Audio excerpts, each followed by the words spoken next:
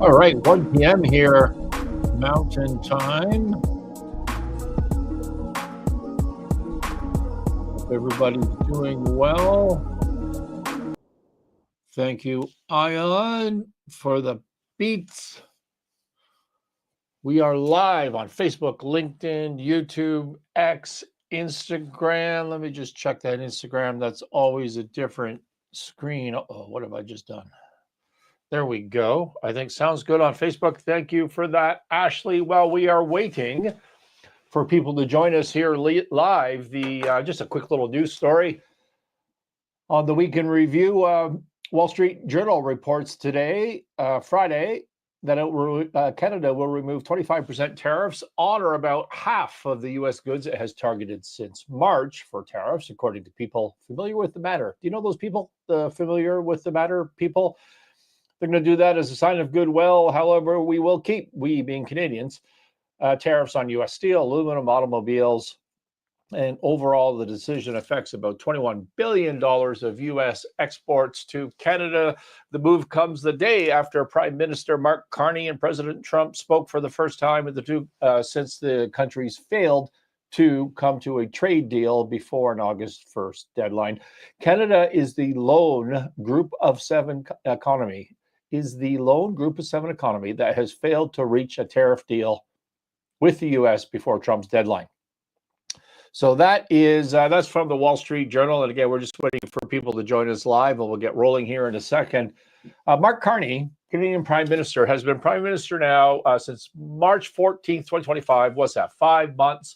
You know, when you do a turnaround plan in a troubled business, government is much larger, but it takes 3 weeks. You got to get your thoughts together. You got to do your number crunching. You have to come up with a plan, which you would think you would do before you were elected.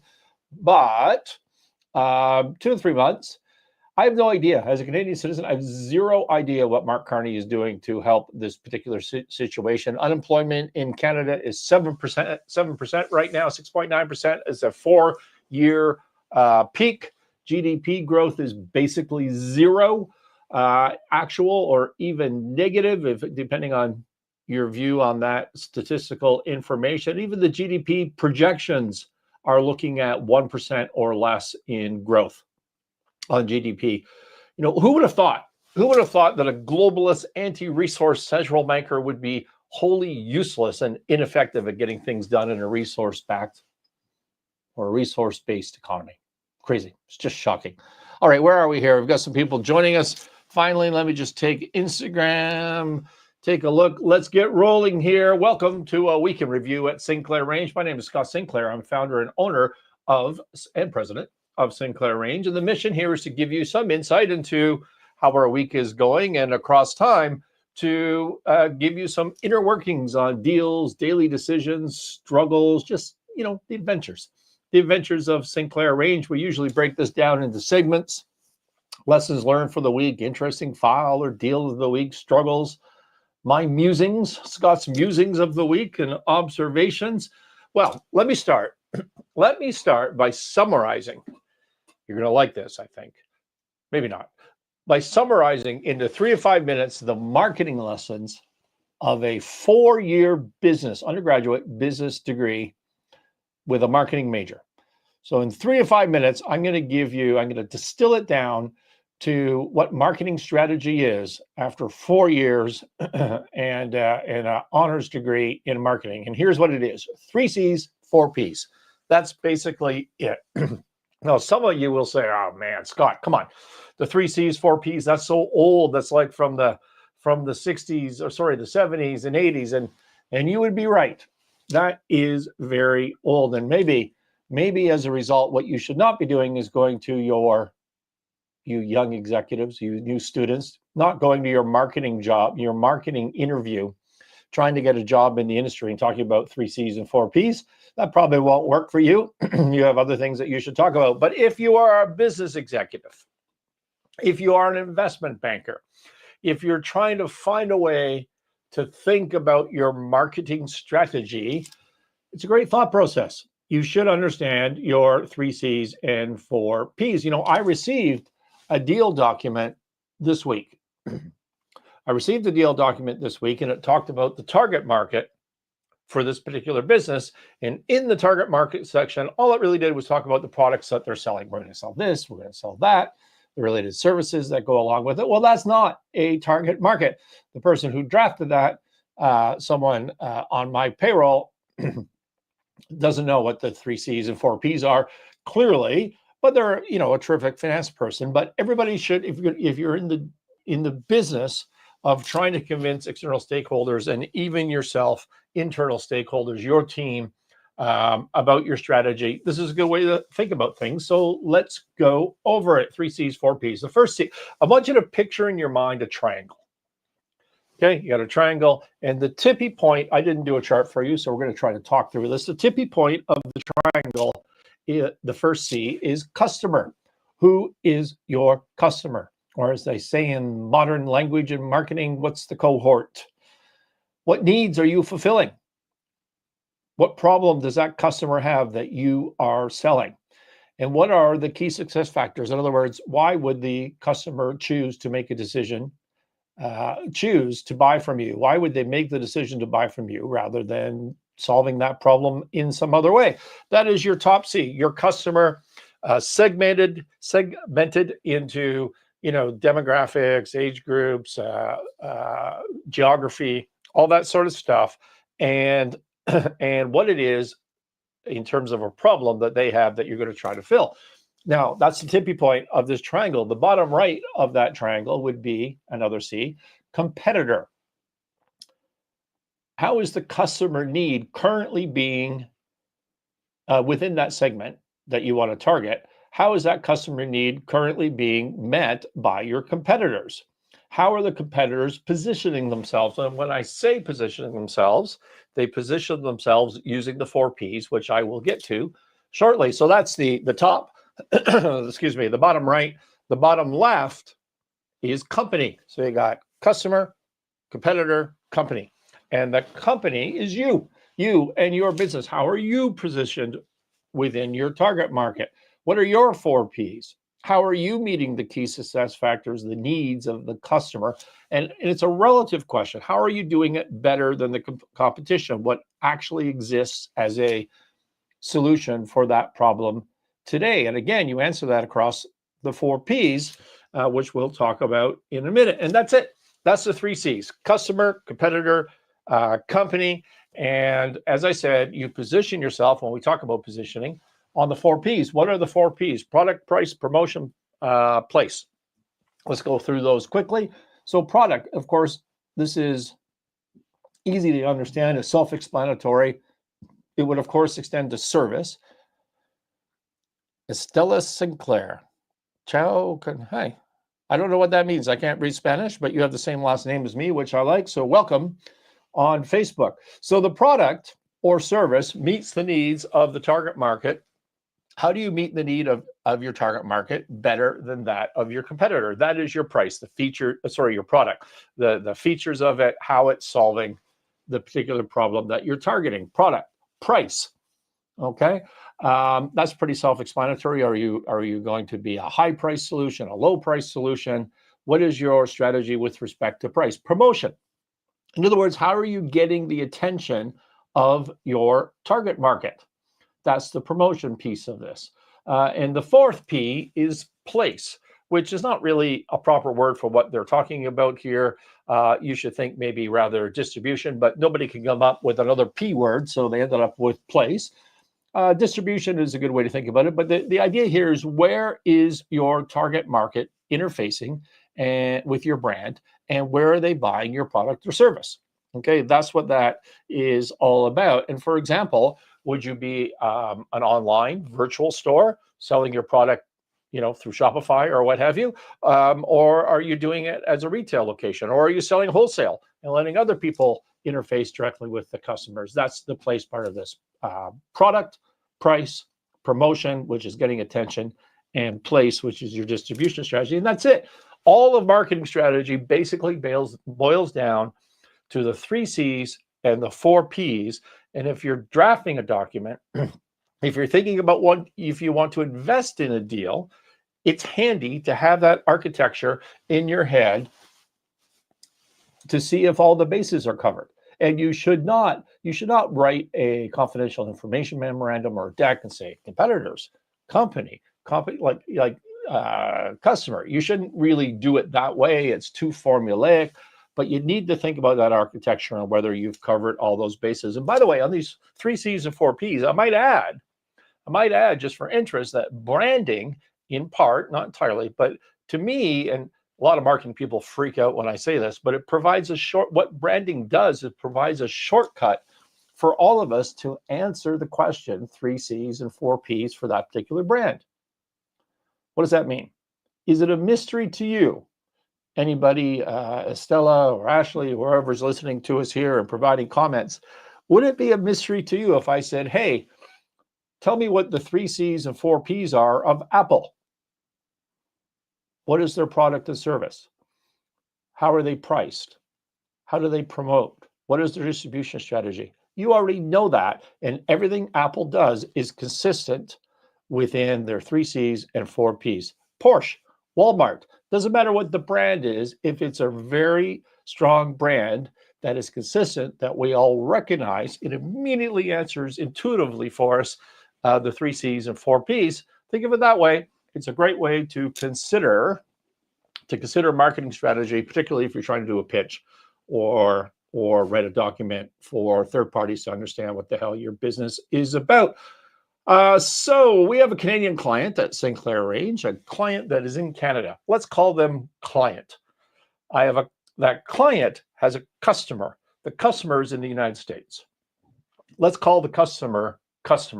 So client, Sinclair Range's client, has a customer. That's their customer. Client and customer, defined terms. The customer has owed the client close to $1 million for roughly a year.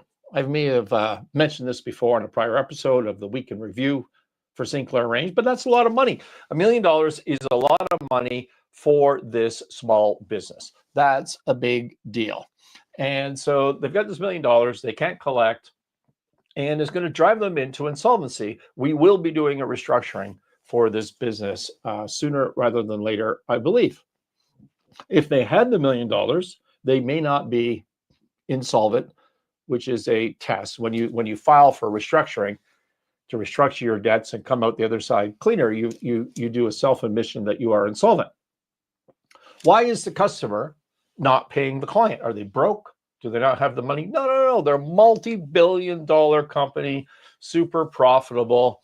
They have all the cash. It's not an issue. They just don't want to pay. And why don't they want to pay? Because they are claiming what is called offset. Offset is, yeah, we owe you money, but you also owe us money, and so we're just not going to pay each other. That's what's going to happen. And the customer claims that the client owes the customer more than the customer owes the client. In other words, my client is net negative on this, and the customer wants their net cash. Now, why might you ask? You might ask why. You might ask why the client actually owes the customer as opposed to just the other way around. Well, it appears it's because there's some sort of non-contractual side agreement whereby the customer buys the goods that are produced by my client. It buys them and then sells them to an end user, okay, packaged up with some other stuff. I'm just trying to be as generic as I possibly can here. Well, the customer has to disclose to the end user what the cost of this particular piece is that is provided by my client, and they're not supposed to be taking a markup. But what they do is they gross up hugely. They reprice in a sense, so that they gross up hugely the cost of my client's input to this entire process. And then what happens is the end user pays the customer the gross up amount. The customer pays the client the grossed up amount, so that there's a paper trail, so that if the customer is audited by the end user, they can do that. And what the client is forced to do is to pay a kickback to a related company that is related to the customer. So that, again, if the customer is audited by the end user, they don't the end user can't see this incoming deposit as a kickback. So it goes to a related company. So what's happened is they've created this entire scheme, and I'm not going to get into whether my client should have been involved in that at all. I just showed up on the file here 2-3 weeks ago, so it's nothing to do with me, but this is what I have uncovered. So again, let's go back to the question of why does my client owe its customer a bunch of money? Velver Dulce, if I pronounce that properly. Welcome. Thank you for joining us on Instagram. Well, my client, having run into financial difficulties, is behind on these kickback payments. By the way, I call them kickback payments. That's not a legal definition in my mind. It's just, I don't know what else to call them. And the client is behind apparently more than the $1 million it's owed from the customers. Therefore, it is net negative. And the customer is claiming offset as if this entire scheme was legitimate. Yet at the same time, the customer demands absolute secrecy, cannot get out into the marketplace that this scheme is going on, because they would be in serious trouble, presumably, with their end user, who's even bigger than them. So last week, I sent a letter. Sinclair Range, I'm CRO. I send a letter and I say, hey, you haven't paid this money. You're putting us into insolvency. We will be restructuring as a result. That's not a threat. That's what's going to happen.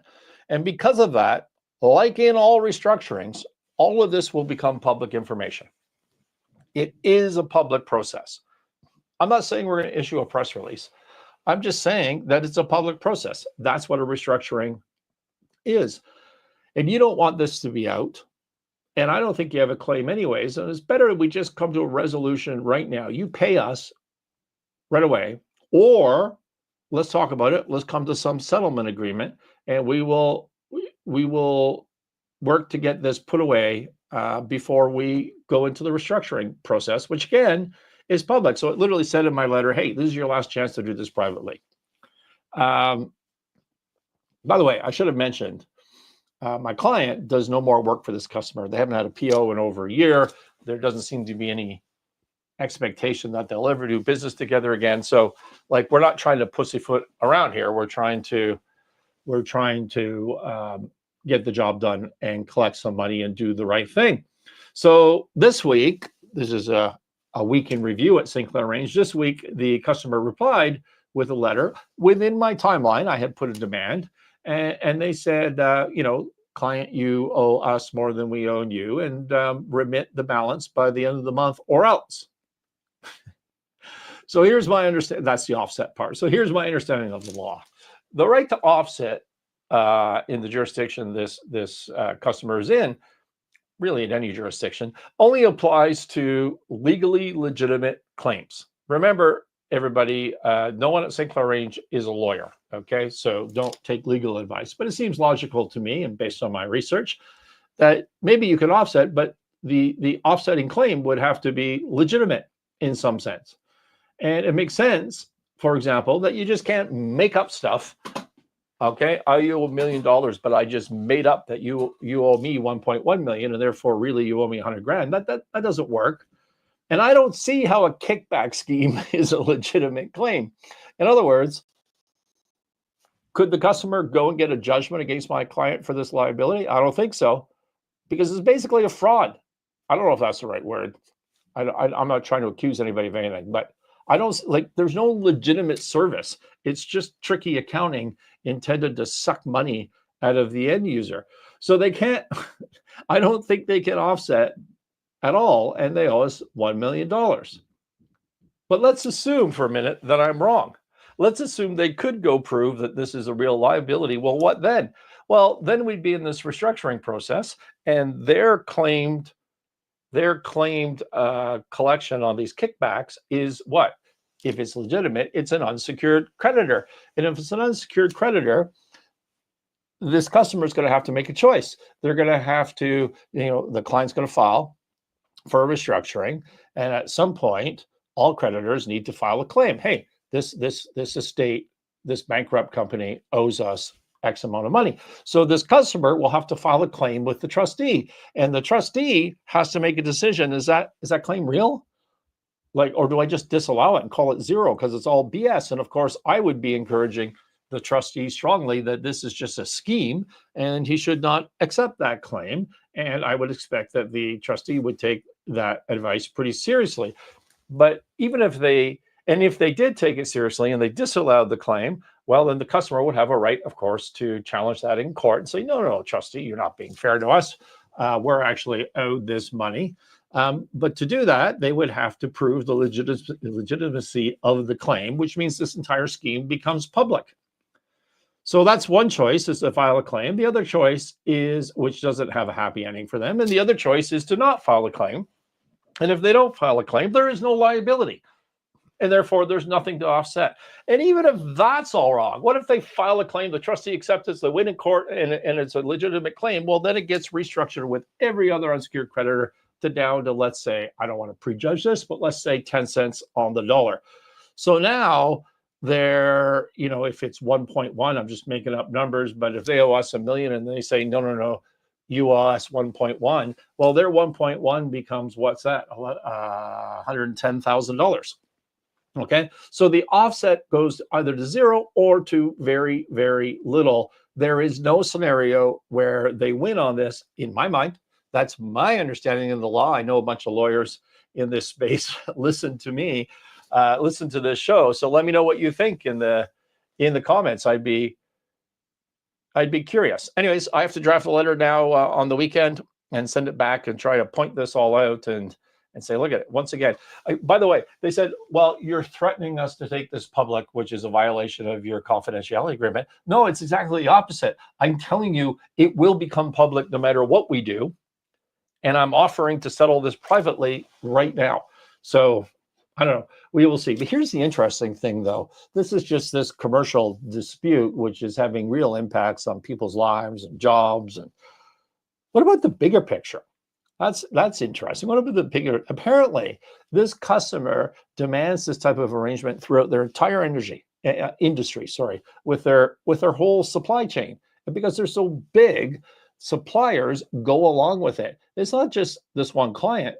It seems to be systemic in the way that these people do businesses. Now, if you're a bank lending on the accounts receivable of the client, and that accounts receivable is artificially inflated and is subject to offset for an undisclosed liability for a kickback scheme, that's not good. What if you're a credit insurance company and you're insuring this inflated artificial receivable?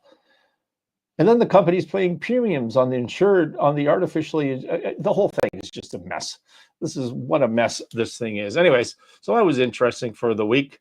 What else? We've done the lesson. We did the interesting file of the week. I'm not going to give you a struggle of the week, mostly because this show is going to go too long already. Musings of the week. Hey, last week, my musings, the musings of Scott, what is Scott thinking about? I asked you if you're offended as I am by marketing people that reach out to you on LinkedIn and say, hey, we can do this, that, and the other thing for you. Give us a chance to do that. And click on my calendar link and book a time with me. So they put the onus on me or you to click on their link and figure out a time that works for them, not the other way around. And I immediately delete those messages. You can go back to the last show if you want to listen to that. Well, that comment, that musing certainly did trigger a number of people in the notes. And when I say people, I mean NPCs who sent me NPC-like comments. My time as a salesperson is as valuable as your time. Come on, guys, read the room. Read the room, folks. The value of everything, including time, is relative and it's circumstantial. Relative and circumstantial. Would I, Scott Sinclair of Sinclair Range, send a message, cold call to Elon Musk and say, hey, I can do this for you. Here's my calendar link. Click on that and see if you can find a time that works for me on your schedule. Would I do that? No. His time is more valuable than my time. Also, I'm the one selling. This is not an equal relationship.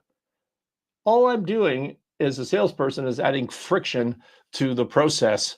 Anyways, it just made me laugh how many, I don't know, they must be cold emailing for a job. How many of them push back with this on this particular issue? Wake up, read the room. So it's all over the news this week that AI artificial intelligence is in a bubble. If you're investing, if you're running in the business, if you're a user of AI, it's in a bubble. And this whole conversation, this narrative started with Sam Altman, CEO of OpenAI and ChatGPT, when he gave an interview and said that artificial intelligence shows signs of being in a bubble, which is not to say that it's not going to be a great technology, or even is already a great technology that brings significant efficiencies to commercial enterprise, but that it is overhyped. Just checking my comments here, but that is overhyped, overvalued, and in a bubble. And that bubble, like all bubbles, will eventually burst. This is the narrative, the message of Sam Altman.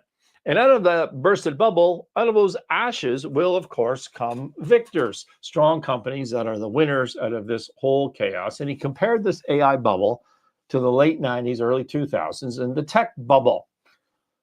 And every news report and podcast that I listen to all week has been driving this entire narrative. And of course, the risk is for everybody that this sort of bubble narrative becomes a self-fulfilling prophecy and the whole space goes into a winter for a couple of years or longer, as we did in the tech bubble. Now, why is that interesting to me? Why am I raising that on a Sinclair range week in review under Scott's Musing section? Why would I be doing that? Well, because I gave a keynote address last May that said exactly this. The keynote address was for Growth Quest in Calgary. It was a virtual, but that's who organized it. They had an AI-themed conference. I was a keynote speaker, and my speech basically entirely was what Sam Altman just said this week. I compared everything going on in AI right now to a tech bubble.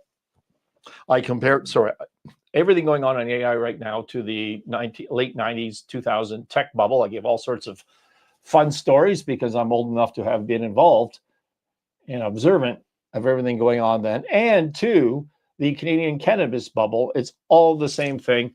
And so I thought that was interesting that last May, several months before Sam Altman came out with this, I called it, and a little pat on the back for me.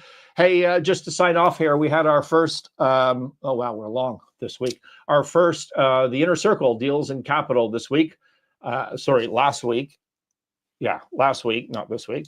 And the next one, because we're doing them every other Tuesday, is this upcoming Tuesday, which I believe to be August 26th. Don't hold me to that, at 3 p.m. Eastern. Anyways, if you want to be involved, reach out in the notes.